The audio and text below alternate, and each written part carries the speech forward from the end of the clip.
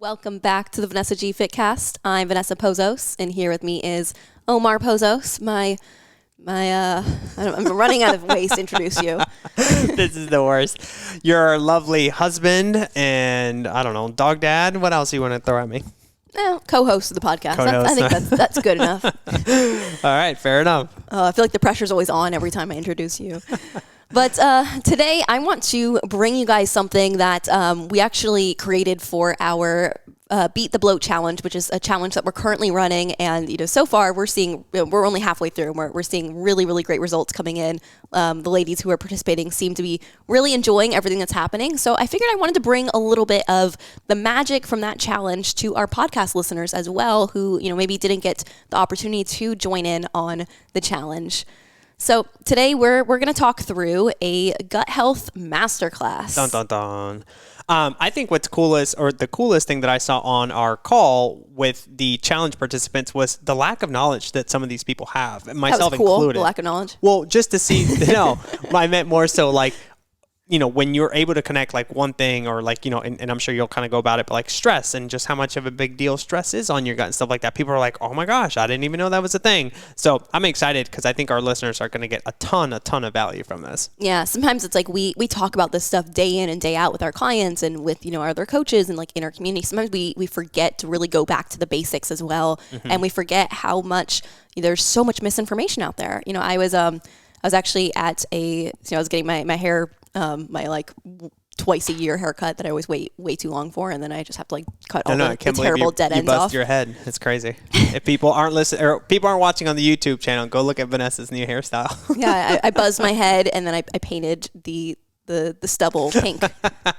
But yeah, no. So I was, sitting in the chair waiting for my hair appointment, and the girl was kind of in the chair next to me. She was talking with her hairdresser, and she was like talking about her gut health and like some of these different things going on, and like this thing that she read on TikTok. And gosh. Like I just, it's in those instances where I will never be that person who just gives unsolicited advice.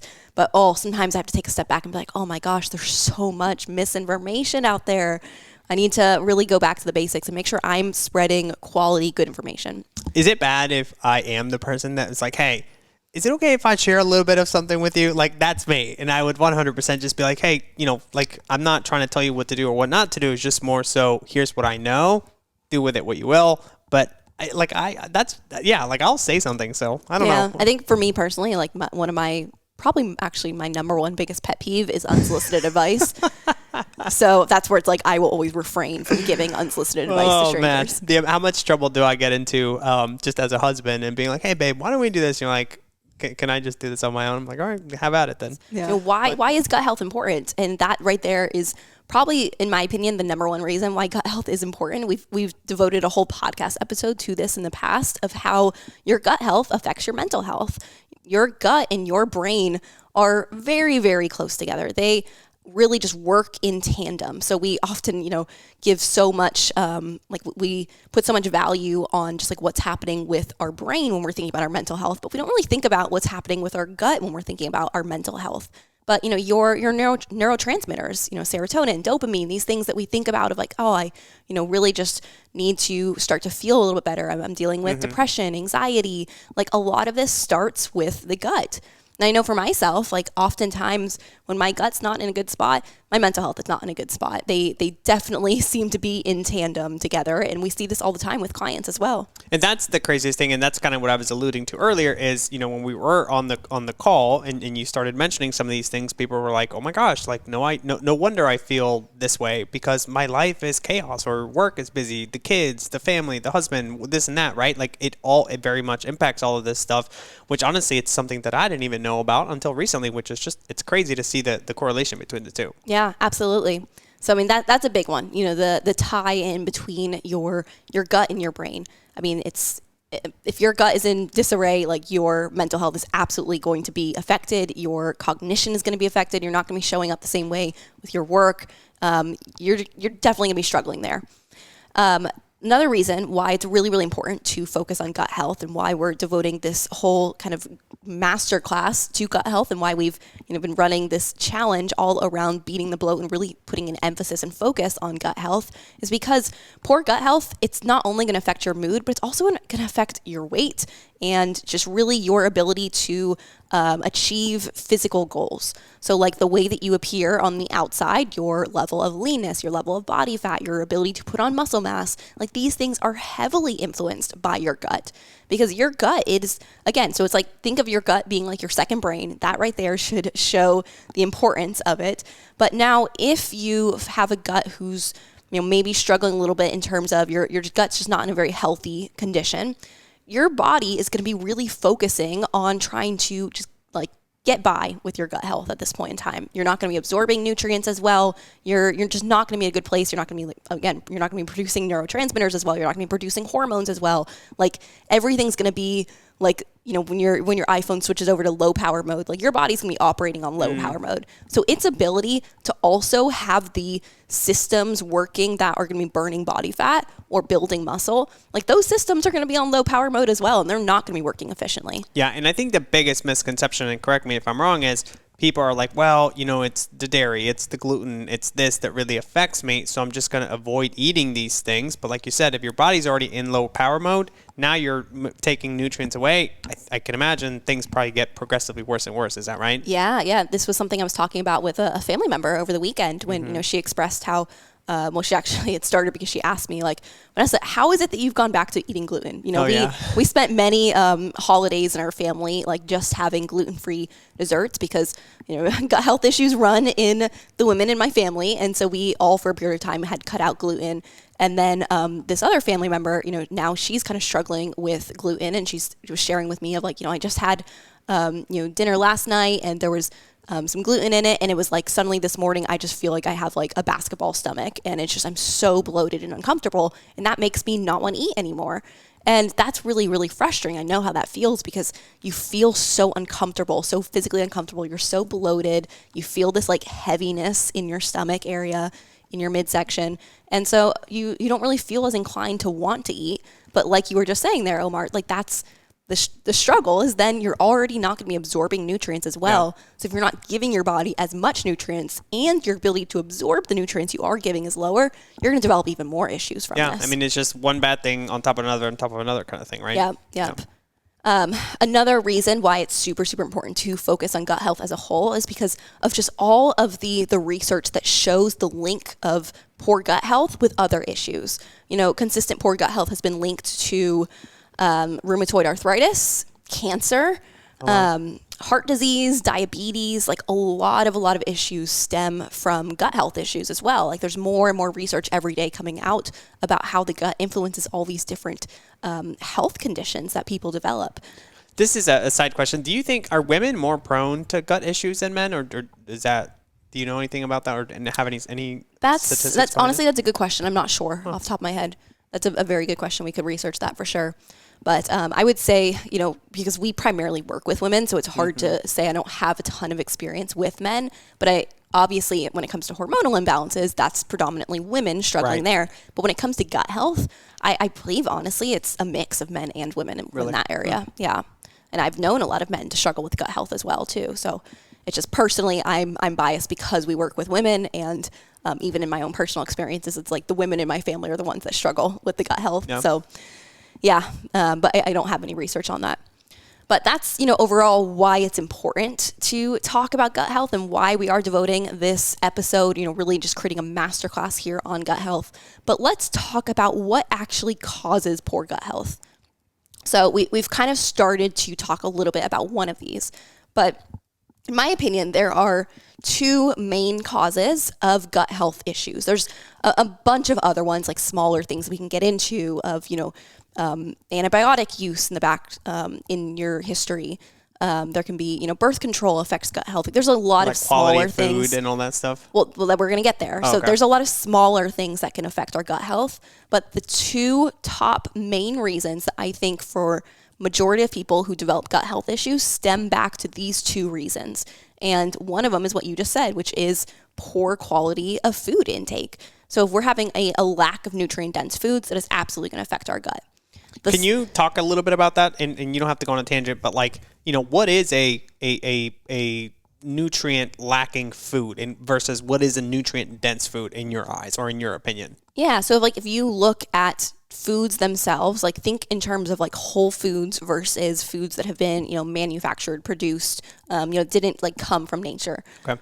Whole foods are always going to have a little bit more, not even a little bit more, are going to have a lot more nutrients intact than foods that have been created. Because even foods that we're, inserting in nutrients, so if you look at like a lot of different packaged goods, it'll say like, fortified vitamins included in it. Those themselves are still not going to be as effective as the actual vitamins when they occur in nature and you're eating it from foods like naturally. Gotcha. So when we're talking about nutrient-dense foods, what we're talking about are predominantly whole foods or foods that are made of whole food ingredients. So like they're even, nowadays we're so like blessed in the society we live in of the amount of like incredible convenience foods, packaged foods that are still whole food based. They're really just like combining a lot of whole foods and putting them together into a package, as opposed to, think about when we were growing up, how much do we live on these packaged foods that were just like created by foods that aren't even actually food. They were really just created by, I don't even like to use this word of like people fear it so much, but chemicals. Yeah. It predominantly was a lot of chemicals that are just being manufactured and combined together and added flavorings. And that's, handed to us as food. Yeah. I mean, don't get me wrong. I grew up on like the fruit roll-ups, the Pop-Tarts, the the Tostitos, like pizza bites and all that stuff. Weren't we just talking about the other day? I'm like, oh man, Gushers. I used to love Gushers when I was a kid. Those were like my favorite go-to snack. I thought they were incredible. And now I look back and I'm like, ooh, what even is a Gusher? It's literally just, I don't know. Flavoring and coloring and I don't know. Yeah, I don't really know what it's actually made of, and it's kind of scary to think about. Scary. But yeah. I ate those like daily. And that's the thing. So you think about, Americans as a whole, and you think about like, especially our generations, now we're adults and so many of us struggle with gut health issues. A lot of it, unfortunately, probably does stem from our upbringing of, being raised in like the 80s, 90s, where you were predominantly eating a lot of these types of foods. We were living on what is coined the standard American diet, which is essentially a food just predominantly made up of, or a diet predominantly made up of very highly processed foods, a lot of fast food, a lot of these convenience foods that are not whole food based. And those foods are not, bad. They're not wrong. Like you can absolutely have them in moderation, but that's the key. It needs to be moderated with a overall, more balanced diet. So thinking in terms of like the 80-20 rule, wanting to keep our diet to 80 to 90% nutrient dense whole foods. And then that extra 10 to 20%, that's where those, the Gushers would fall in. That's where those foods that like we can still enjoy. We don't need to demonize them. We don't need to fear them. We don't need to just completely cut them out of our life if we enjoy them, but we need to be aware of how much and how often we're consuming those foods. Yeah, I want to take a second just to highlight what you just said, Ness, as far as, that 80-20 rule, because I think it's something that's so important to remember and to keep reminding people about, because I have so many conversations, especially with women that are dealing with bloating, constipation, diarrhea, like, all of these things. And you go to so many extremes and you're like, I can't, like I had one girl that I was talking to yesterday. She's like, I went vegan because of it. She's like, I had no meats, no cheeses, none of that stuff because of my issue. And she's like, and then I ended up developing an unhealthy relationship with food because of that. And she's like, now every time I see a piece of cheese or something, she's like, I want to eat the whole thing because of how restricted I've been for the last couple of years. And that's something that I think a lot of people get wrong. Is it's not one way or the other. It's, how can we mix the two and make sure that you're still in a good place to keep making progress towards your goals, but without forgetting about that or without you having to, miss out on, I don't know, wine or dessert or whatever, those favorite foods are kind of thing. Yeah, absolutely. It's truly about finding that balance because, like I'm talking about, so a lot of us may have developed gut health issues from being raised on this standard American diet that is predominantly these highly processed foods, these foods that are lacking in nutrients, a lot of like manufactured foods. And these foods will, affect the gut microbiome over time because of, these types of things that our body is ultimately not designed to be processing all the time. Like we can process it in moderation, but if that's all we're giving our body, or that's majority of what we're giving our body, our gut is going to start to suffer from that. And now you consider like years and years of that piling on, that's when you start to develop gut health issues. Then what I tend to see is so many people now swing to the other end of the spectrum where now we're like, oh my gosh, processed foods are the devil. This is terrible. Like, get it away from me. And now suddenly they're coming into this diet of like 100% clean eating, eating like the Whole30 kind of challenge, but like doing that all the time for the rest of their life, and just like trying to eat super, super clean. Or maybe they're like going into a restrictive diet. Like you were talking of, like some people might dive into something like a vegan diet, which again, nothing wrong with a vegan diet. We work with clients who are, vegans as well, but heading into a vegan diet because you are fearing other types of foods is not going to serve you. Yeah, that's the problem, I think. Yeah. And so that's where it's like, if we go to that, there's like flip to the other end of the spectrum where now we're trying to eat 100% clean, and we find ourselves in this position, like you were mentioning that girl, where she starts to eventually feel restricted, starts to, mentally not enjoy her diet. And now she feels triggered when she sees the processed foods. Now she feels out of control when, pastries are put in front of her. Now she feels like she can't control those things, and she starts to binge eat. She starts to overconsume those things here and there. And that can be just as harmful to our gut as just having them, all the time, like we were probably maybe in our childhood, or just like at different points in our life. Yeah, and I think you may have said this, or maybe you picked it up from somebody, I don't know, but I heard it from you. So it's that terminology, or that thought process of, what you resist persists kind of thing, right? Mm-hmm. So the more you're like, I can't have this, I can't have that, next time, it's so-and-so's birthday party or anniversary or summer, whatever, that's the thing that you focus on the most. And you're like, if I can only have it today, I'm going to have a whole pizza. I'm going to have, XYZ thing, because I can't have it any other day of the week. And I think that's what messes you up even more. Yeah, absolutely. Absolutely. Yeah. So we're going to dive more into this kind of area of how this affects the gut health of the lack of nutrient dense foods. But I want to also touch on, like I said, in my opinion, there are two main things that causes gut health issues. So number one was what we just mentioned of a diet lacking in nutrient dense whole foods.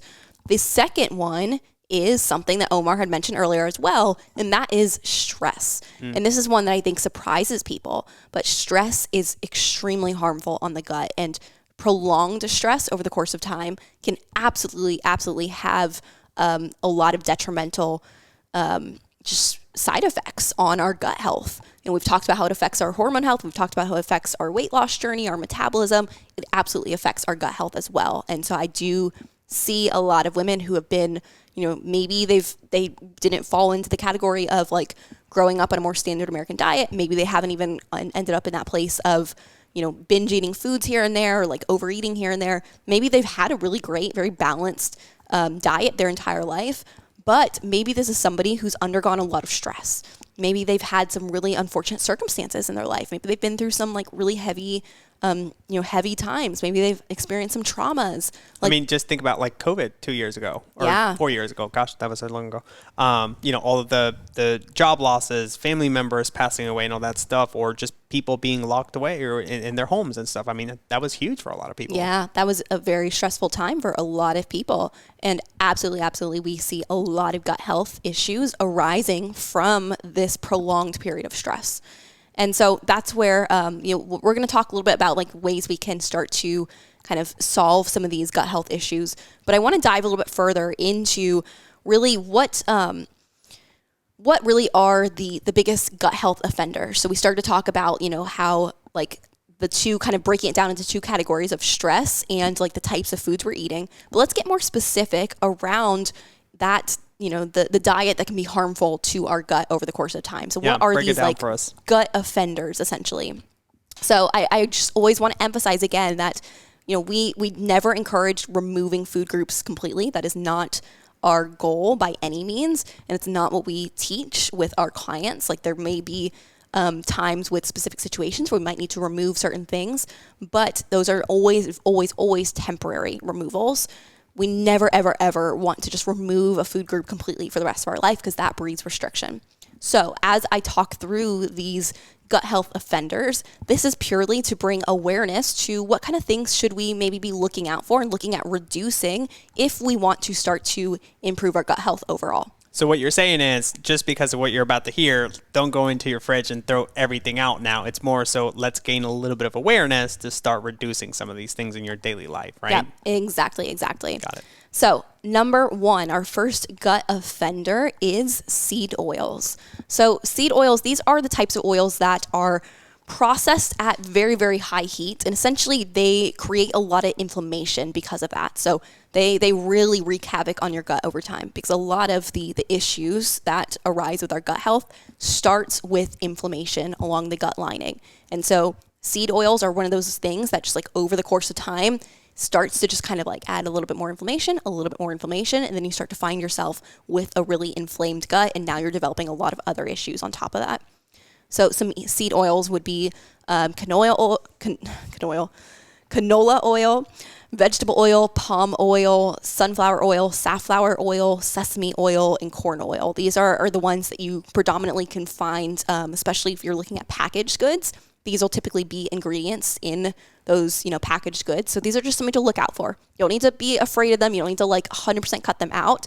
But when we talk about, kind of like moderating the amount of these foods that could be harmful to our gut, these are one of the things we might want to look for in that instance. Yeah, and you might even, I think, and correct me if I'm wrong on this, but somebody might be like, well, I don't cook with any of that stuff, right? It's the processed foods. Let's look at the ingredients and see what those foods are cooked in, that I think might surprise you a little bit along the way. Can I ask, and just really quickly, based on all these, what oils should you use, or what oils, should people incorporate into their daily life? Yeah. So, it does depend on how you're using it. Okay. So olive oil is fantastic. Olive oil is a really, really beneficial oil. If you think about the Mediterranean diet, which has been basically touted as the best way of eating for, healing our hormones and really just helping our body as a whole, generally optimizing health. One kind of pillar of the Mediterranean diet is olive oil. Yeah. It's huge. It's super, super important. However, a mistake a lot of people make, and we've made this mistake in the past, is you don't want to necessarily cook olive oil on high heats, because that actually denatures it, and that can also turn it into basically something that's also inflammatory for you. So olive oil is something that you want to cook with at lower heats, or drizzle it on top, use it as a salad dressing, using it more in just not cooking it at high heat. So it's not for throwing it on the grill on olive oil, or baking something in the oven at a really high heat in olive oil. Got it. Yeah, I've started to use avocado oil on the grill, right? Yep. And so that's what I wanted to share next as well. So avocado oil, fantastic. Really, really great for you for cooking at high heats. That's typically our go-to. I also want to kind of share too of butter can be fantastic for, I forget about butter. Or ghee. What about ghee? Yep, absolutely. Butter and ghee are really, really great for cooking at high temperatures as well. So it's there's a lot of really great options. It's more of when you're looking at processed foods, I think that's where you have to look out for those seed oils. Got it. So gut offender number 2, we talked about seed oils here. So number 2 is gluten and dairy. And I really, really hesitate to even label this as a gut offender, because I think people will run with this, and everybody just wants to cut out gluten and dairy. I can't have it. Yeah, people are very quick to cut out gluten and dairy. I know I was in the past. You can even listen back to some really old podcast episodes, and you'll hear about the time period where I was completely cut out gluten and dairy. There was even a period of time where I genuinely thought I might be celiac. I didn't get tested, but I had a dietitian that I had worked with once who was pretty adamant of yeah, you definitely are celiac. And I just kind of believed it and ran with it. The reality was I was dealing with gut health issues. Yeah. And once I solved those gut health issues, I've never had an issue with gluten and dairy. Honestly, I was so sad for you for that period of year or two, because I was we can't go here because Vanessa has this issue, or we can't have this pizza. And oh my gosh, that stressor, just the fact that you can eat that stuff again, I'm it's been a blessing. When we were in Barcelona, we went to 3 different pizza places that you could get your pizza and I could get my gluten-free pizza. Yes, we did. That's a story for another day. But yeah, it's just, it becomes so inconvenient and so hard to keep up with. Yeah, absolutely. It's not something I want anybody to have to cut out forever. If you think about having to cut out gluten and dairy both together, that means you're never going to have a nice, cheesy bite of pizza ever again. And how sad is that? That's a very sad life to live. I don't want that. I don't want that for you. If pizza's not in my life, I don't want it. Yeah. So that's where, again, it's like, as I'm talking about these being a gut health offender, what I'm referring to is like, these are all, so like the seed oils, those can be inflammatory on the gut. Gluten and dairy, these can be inflammatory on the gut. So it's like, as we are just overall adding more and more inflammation, and if you're doing this now on top of stress, on top of eating a diet that's lacking in nutrient-dense foods, you're just going to keep piling on more and more inflammation, and it's going to be more than your body overall can tolerate, and that's where we start to put our gut in a compromising position, essentially. Got it. So gluten and dairy, just where if you are currently dealing with gut health issues, I would maybe encourage you to just like play with removing them for a period of time and see if we can help your body reduce that inflammation for a period of time. And that's kind of the goal. So it's like we might remove some things initially to help let some of that inflammation come down, and then we can start to actually heal it. So it's like almost picture like if you, let's say your house got flooded. So like this is relevant because we live in Florida and we talk a lot about like, hurricane season and like, okay, we're house shopping and we have to consider, are we in a flood zone or not? So like imagine you have a house and a hurricane comes through and your house gets flooded. So if that, that flooding is going to be damaging your floors, damaging, maybe the walls, like a lot of the furniture, anything that it could reach is probably damaged at this point, right? Right. So you're not going to be like, oh my gosh, I need to start fixing my floors while the water's still sitting there, right? What do you have to do first? We have to remove the water. We got to get the water out because the water is the thing that's actively damaging it, right? Yeah, that's a good analogy. So it's like that with our gut, where if you are essentially dealing with gut health issues, you can't just like start throwing, like probiotics and supplements and like antibiotics and all these different things at your gut and expecting it to heal while the inflammation is still there, while the flooding is still happening. We have to get the inflammation down, and then now we can, see the floor, see the damage, and then we can heal it. I like that. I think the other thing that a lot of people do, especially a lot of the ladies that I talk to on the phone, is they just ignore it. And they're like, it'll go away on its own. And it's kind of like, to your analogy, it's like somebody sitting in a couch just with water up to their legs and being like, oh yeah, this thing's going to go away eventually. Yeah. But it's like, that's not the best way to go about it. Yeah. And it's just going to keep piling on, unfortunately. Mm-hmm. Yeah. So gluten, typically if we're talking about gluten, for those who are not familiar, I'm referring to essentially, gluten may come in like pasta, bread, cereals, just like wheat, barley, flour, like a lot of these types of ingredients. You can look, if you're looking on like packaged foods, you can look on the ingredients list and it should say contains, and then it would say like wheat or something along those lines. So that's how you can identify, does this have gluten or not? A lot of things, if you're looking at packaged foods, it'll also, typically packaged foods nowadays will even say like gluten-free on it as well, since that's such a popular thing as well. Dairy, so that can come from, milk, cream, butter, cheese, yogurt, etc.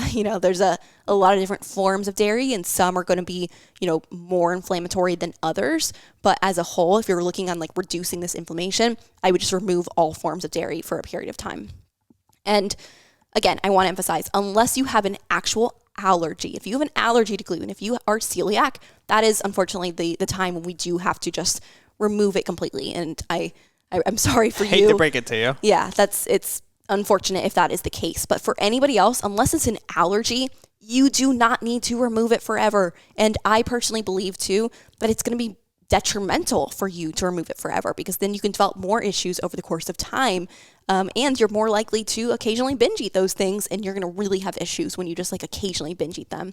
I think it can be very, very beneficial for a healthy gut. So once the gut is healthy, once the inflammation has calmed down, once you have healed the root issue of the gut health issues, then I believe that it's actually really good for you to cycle these things in and out, because a little bit of that inflammation is actually good. Like, we don't want a lot of inflammation, but like having these things that can be a little bit inflammatory, essentially that's causing a form of stress on the gut that is helping it just get stronger over time. So like a little bit here and there, okay, we're in a good spot. Just like with exercise, that's a form of stress. It is inflammatory on the body, but obviously exercise overall is healthy. It is good for you. Too much of it, too much inflammation. It's going to be damaging. It's going to be too much to recover from. You're going to be in a bad spot. But if you are healthy, exercising regularly is going to be beneficial. It's the same kind of concept. So that's gut health offender number 2. Now, gut health offender number 3, this one is also probably like an obvious one for a lot of people, and this is added sugar. So, consistently high sugar intake, it can lead to what is called insulin resistance. So insulin is essentially like the little taxi that carries the sugars in your blood and puts them in the cell where they can actually be usable.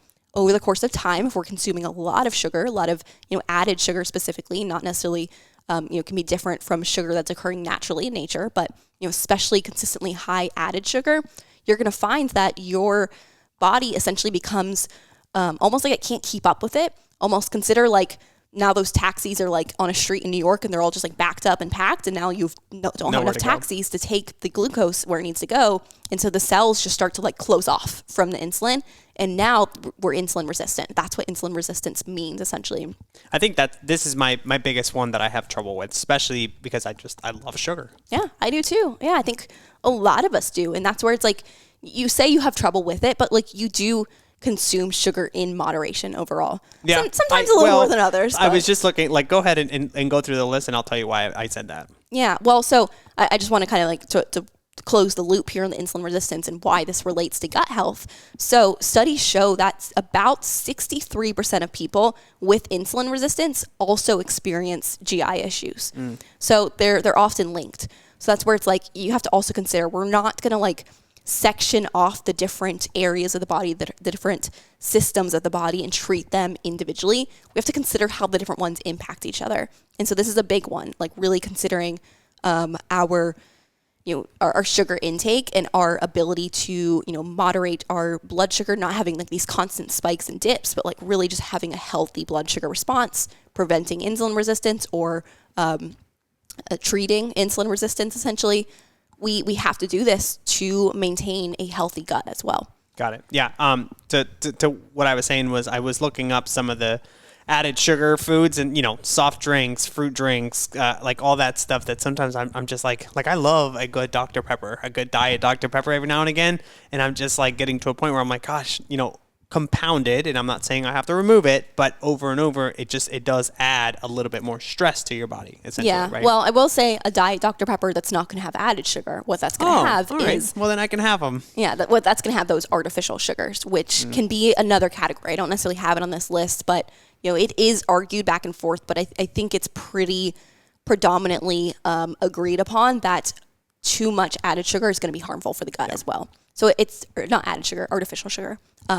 Added sugar as well. That's why we're talking about it. But too much artificial sugar can also be very harmful to the gut. So it's just another one of those things where it's just in moderation. If you're consuming a lot of it, it's not going to be beneficial. I would not encourage having it every day, which is also why I consistently remove it from the grocery list when you put it on the list. But it's like having it here and there, not a problem at all, especially if you are already in a healthy state. So, kind of closing the loop here. So added sugar, I would encourage you to look for essentially, if you're looking at, packaged foods, just look for that like added sugar section on the nutrition label. And that's going to give you an idea of how much added sugar there is and just helping you keep an eye on that overall. I don't encourage you necessarily to count your total sugar because that can be misleading if you're consuming a lot of fruits, which is very, very beneficial and very, very good for our gut health as well. We want fruit. Fruit is great. So I wouldn't encourage you to like count your total sugar, count your added sugar, and just build some awareness around how much you're consuming there. Also look on your ingredients list for like the hidden versions of added sugars, which can be like corn syrup, high fructose corn syrup, cane sugar, dextrose, rice syrup. Like these can be like those little sneaky sugars in there.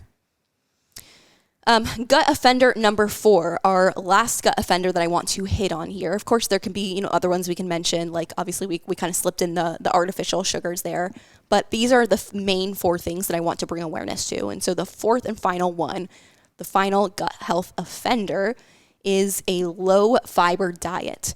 So like I was just kind of saying there, we want fruit. We want fruit.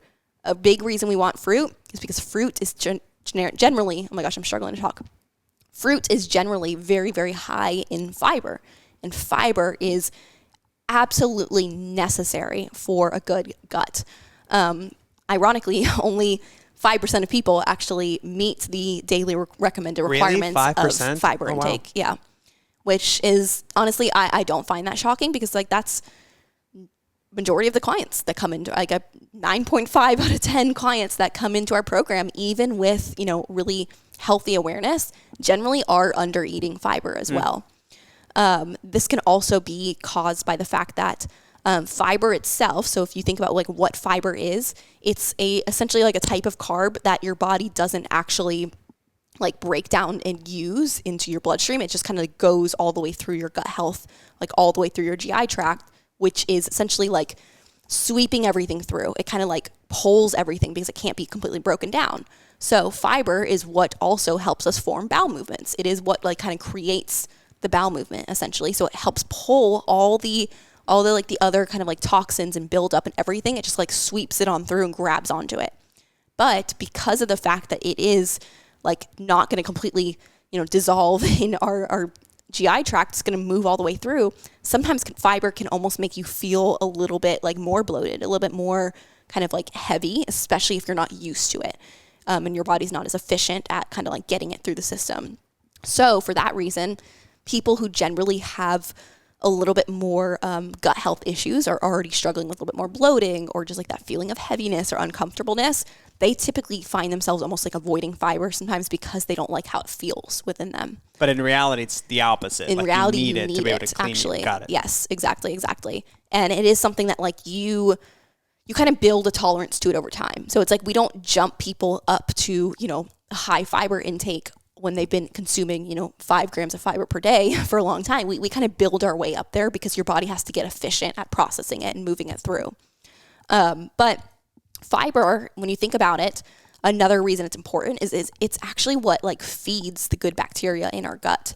So a lot of people think about probiotics, which, when you get to a certain stage in healing your gut, probiotics are very, very beneficial and absolutely necessary. People just tend to insert them in at the wrong stage of healing their gut and can actually make issues worse because now they're just inserting more bacteria into the gut when that's not necessarily what the gut needs. We're still in that clean out phase. So with kind of like cleaning things out though, you still need the healthy, the good bacteria. We still need to feed it so that it stays alive while we kill off the bad bacteria. So how do we feed it? Fiber. Fiber is the food for that good bacteria. So just like you have to feed yourself overall, you got to feed those little guys that are in your gut microbiome, and they run on fiber. I like you got to feed the little guys. Yeah, the little guys that live in you, the little monsters. So fiber predominantly is going to come from vegetables, fruits, grains, legumes, nuts and seeds. Basically like a whole food diet is going to be how you get a lot of fiber in. Yeah, that makes sense. Yeah. So we talk through, what causes gut health issues. We talk through the things to be aware of. The offenders. Yep, our gut health offenders. So let's talk through, what people probably really want to hear if they are currently dealing with gut health issues. If they're dealing with, bloating, discomfort in their midsection, if they have irregular bowel movements, if sometimes they get constipated, sometimes maybe they have diarrhea, maybe they're very gassy, maybe they have acid reflux. Like there's so many different ways that gut health issues can manifest.